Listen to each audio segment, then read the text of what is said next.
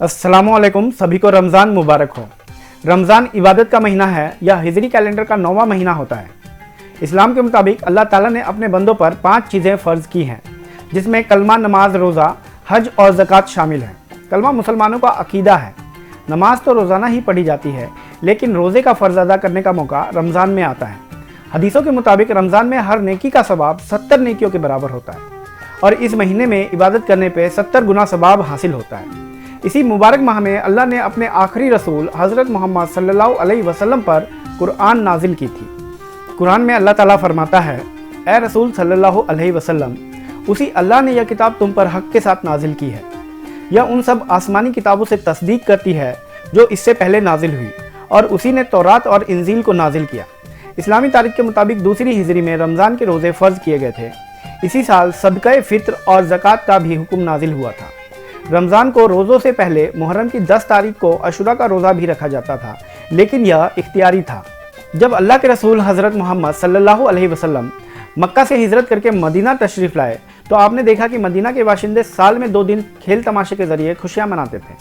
तो आप सल्लल्लाहु अलैहि वसल्लम ने उनसे दरियाफ़्त किया कि इन 2 दिनों की हकीकत क्या है। सहाबा ने कहा, हम जहालियत के ज़माने में इन 2 दिनों में खेल तमाशे किया करते थे।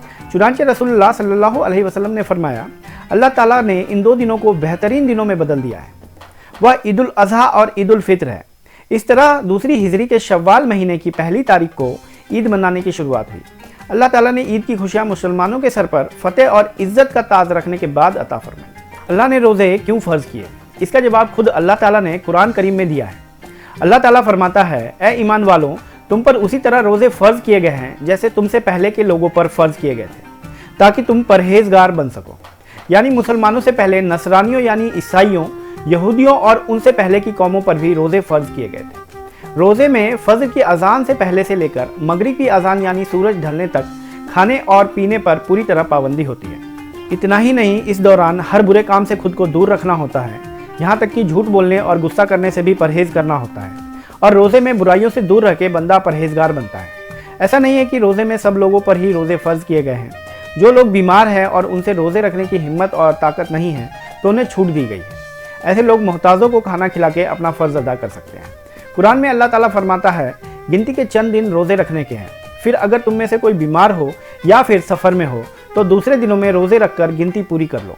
और जिनमें रोज़ा रखने की कुव्वत ना हो, तो वह एक मोहताज को खाना खिलाकर अपना फ़र्ज़ अदा करे।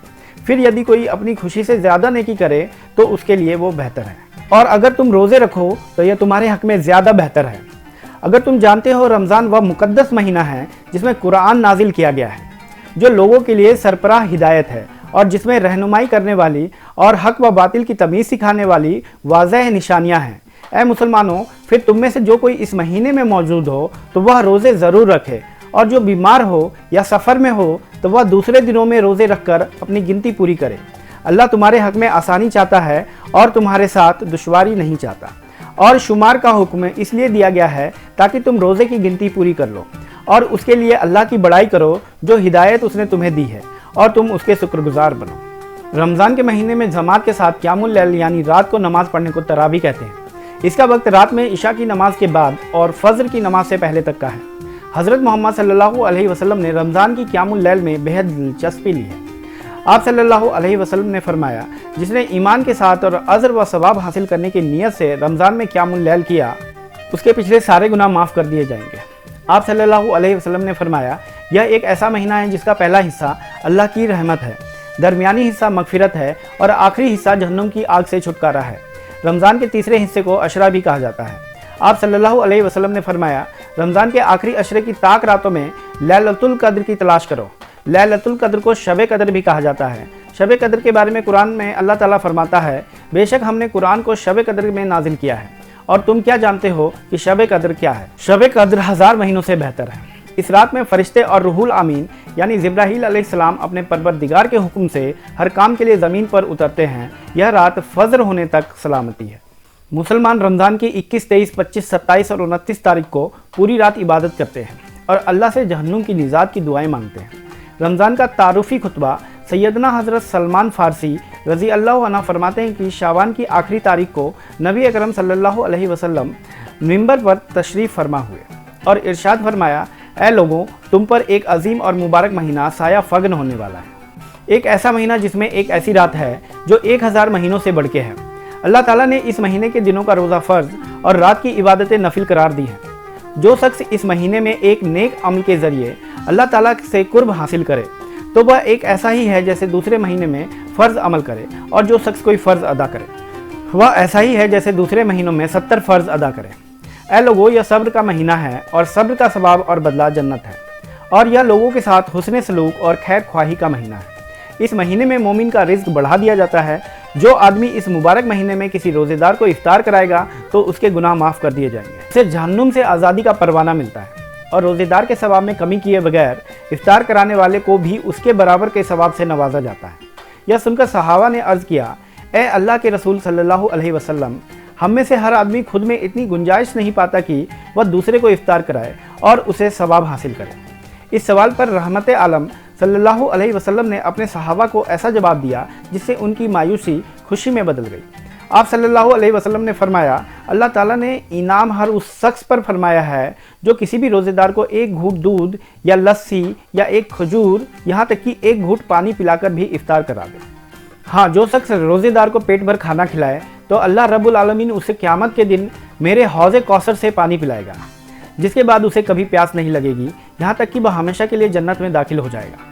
پھر آپ صلی اللہ علیہ وسلم نے فرمایا، یہ ایک ایسا مہینہ ہے جس کا پہلا عشرہ رحمت، درمیانی عشرہ مغفرت اور آخری عشرہ جہنم سے آزادی کا ہے۔ جو شخص اس مہینے میں اپنے غلام کے بوجھ کو ہلکا کر دے تو اللہ تعالیٰ اس کی مغفرت فرماتا ہے اور اسے آگ سے آزادی دیتا ہے۔ اے لوگو، اس مہینے میں 4 چیزوں کی کثرت رکھا کرو۔ پہلی کلمہ طیبہ لا الہ الا اللہ، دوسرا استغفار، تیسرا جنت کی طلب، چوتھا آگ سے پناہ۔ حضرت ابو ہریرہ رضی اللہ عنہ سے روایت ہے کہ نبی کریم حضرت محمد صلی اللہ علیہ وسلم نے ارشاد فرمایا، جب ماہ رمضان آتا ہے تو آسمان کے دروازے کھول دیے جاتے ہیں اور جہنم کے دروازے بند کر دیے جاتے ہیں اور شیطانوں کو قید کر دیا جاتا ہے۔ حضرت عمر بن عبداللہ رضی اللہ عنہ سے روایت ہے کہ نبی کریم صلی اللہ علیہ وسلم نے ارشاد فرمایا، قیامت کے دن روزے اور قرآن بندے کی شفاعت کریں گے۔ روزے عرض کریں گے کہ اے اللہ، میں نے اسے دن میں کھانے اور شہابت سے روکا ہے، اس لیے تو اس کے لیے میری شفاعت قبول فرما۔ اور قرآن کہے گا کہ میں نے اسے رات میں سونے سے روکا ہے، لہٰذا اس کے حق میں میری شفاعت قبول فرما لے۔ پھر دونوں کی شفاعتیں قبول ہوں گی۔ امیر المومنین حضرت سیدنا عمر فاروق اعظم رضی اللہ عنہ سے روایت ہے کہ حضور اکرم صلی اللہ علیہ وسلم نے ارشاد فرمایا، رمضان میں اللہ کا ذکر کرنے والوں کو بخش دیا جاتا ہے، اور اس رمضان کے مہینے میں اللہ پاک سے مانگنے والا کبھی بھی محروم نہیں رہتا۔ اس مہینے میں قرآن نازل ہوا ہے، اس لیے رمضان بہت خاص ہے۔ ہر مسلمان کے لیے یہ مہینہ بہت مقدس اور اعلیٰ ہے۔ ہمیں اس مہینے کی اہمیت کو سمجھتے ہوئے زیادہ سے زیادہ وقت عبادت میں گزارنا چاہیے۔ ویسے بھی رمضان میں ہر نیکی اور عبادت کا ثواب سال کے دوسرے مہینوں سے زیادہ ہی ملتا ہے۔